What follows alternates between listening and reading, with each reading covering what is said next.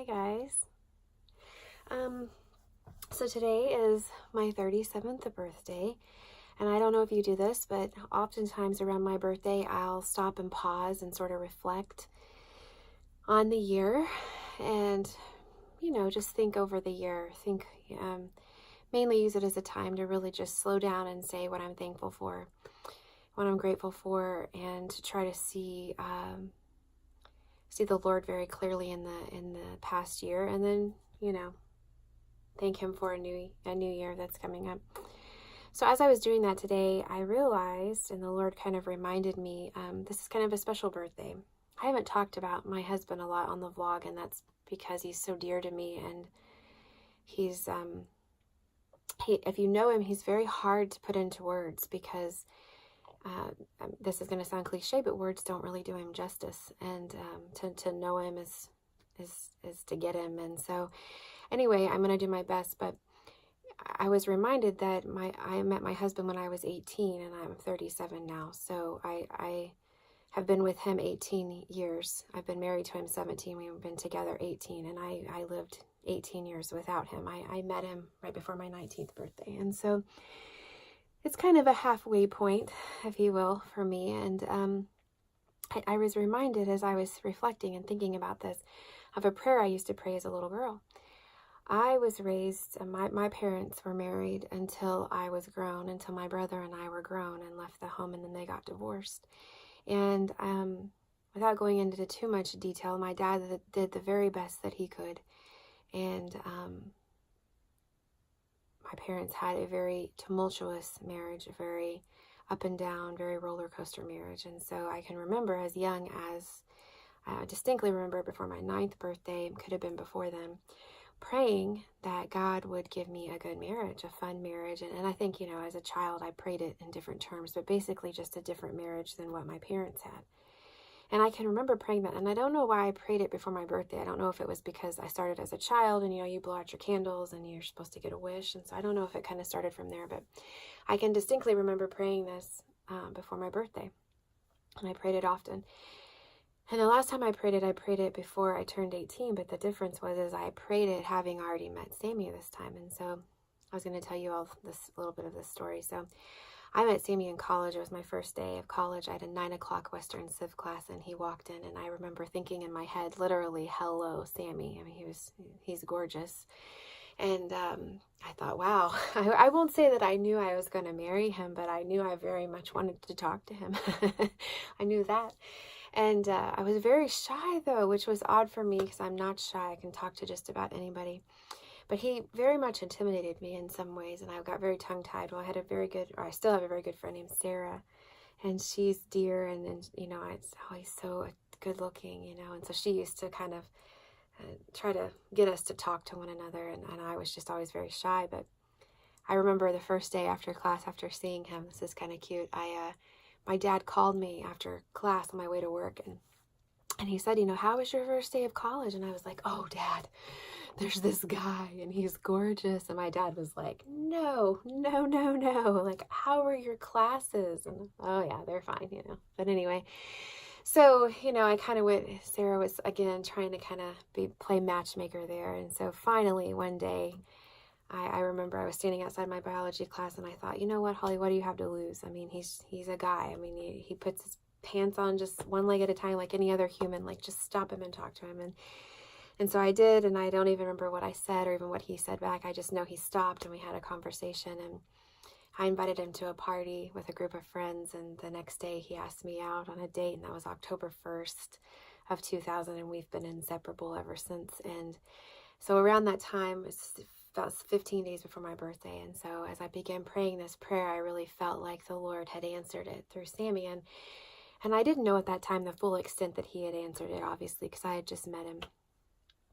But very early on, Sammy was just different than anybody I'd ever met, really. And I fell in love very quickly. We got engaged after 4 months, and got married after 10, and we just celebrated our 17th year of marriage and happily married. So as I was reflecting on this today and kind of chuckling about that prayer, I never prayed that prayer again. I prayed many prayers over our relationship and over our marriage, but I never prayed the prayer for a godly man or a happy marriage because the Lord answered it through Sammy. And what I was just overwhelmed with upon reflecting on that today was the fact that, Sammy and I have walked through some very hard times. We have 18 years of life together now. I've lived just as long with him as I have without him. And there were such hard days in there that I would have never, had I known they were coming, I would have never chosen to walk through them. And that's true about suffering and pain and loss and hardship. I don't think we would ever choose it. But there's also been such joy and such redemption and such love and such passion. I would have never written that for myself either. Even if I was to sit down and pin my life and exactly how I would want to have it, no, I would never pin the suffering, but I also don't think I could never write a story as great as the one that the Lord has given me. I could never write a love as great as the one that he's given me through Sammy. And as I was reflecting upon that today, it really just comforted my heart.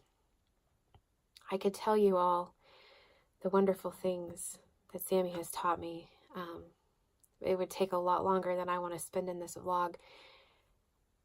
But the real thing that he has taught me, I want to share this, is just that the Lord did through Sammy for me is he taught me that I don't have to be pleasing to be loved. I brought things to the relationship from different areas of my 18 years that really made me kind of walk on eggshells, maybe think that I had to be pleasing to be loved. And Sammy very quickly had to earn back trust he never lost, because parts of my heart were very closed down to being vulnerable and very closed down to being open and to being honest. And Sammy, the Lord really used Sammy to teach me that you can have an opinion and that you can disagree and that you are still lovable and that you don't have to change who you are to be loved. And through Sammy, I think I learned that about the Lord too, that he doesn't ask me to get it all together before he comes and meets me where I am. He just loves me how I am. And he did that through Sammy, really, and he opened up parts of my heart that I had long since closed off because of hurt or rejection or whatever. And the Lord was able to just, I don't know, I picture it maybe like dumping this ointment down and letting it soak into cracks and crevices that I had long since buried to survive. And through Sammy, he unlocked a lot of those places. And I'm forever grateful. Sammy gave me a home. I always say that my home here on earth is wherever he is. Wherever Sammy is where I want to be. And every day hasn't been easy. Like I said, we've walked some very hard things. But we've also walked some really joyous things and some really happy things and some really fun things that I wouldn't have written either. And so I guess reflecting today, my one takeaway from this would be, there's parts of your heart maybe that you've shut down because of hurt or from places that you come from. I would encourage you to let the Lord heal those, to open them up. It says in Hosea chapter 10, I believe, about the Lord breaking up your unplowed ground, that place of you that you just lays flat. It's unplowed. It's not yielding fruit. You keep it very close because you've been hurt. Let him break it up, that fallow ground. Let him produce something there, because what he produces there in that hurt, in that soil, because it's good soil, because it's vulnerable and it's real, the Lord can fertilize that and grow that and cultivate it into something beautiful. In my case, a beautiful marriage. It could be anything for you, though. It could be whatever, but that part of your heart that's been hurt and been mistreated by people, God can be trusted with it, and he can break up that soil, and he can plant these beautiful things. And there may be, yes, there's hardship that you've had to walk to get there, and you wouldn't have chosen it, but you also wouldn't choose every bit of goodness that he can do there either. The amount of goodness that he's bestowed upon me through Sammy and my children and my friend, I could have never written it. I could have, and it was worth every hard thing. It was worth every hard thing. And I know walking forward, I'll have the same looking back over the next 18 years, Lord willing. So I wanted to comfort that comfort you with that today, that if you have that part of your heart that you're scared to let go to God, that you're scared to give over, that is that vulnerable part, let it go. Let him break up your unplowed ground. Let him, it says, sow for yourselves righteousness and reap the fruit of unfailing love. It's good. It's good fruit. So anyway, I hope that makes sense today as a 37-year-old is reflecting. Anyway, thanks guys. Bye.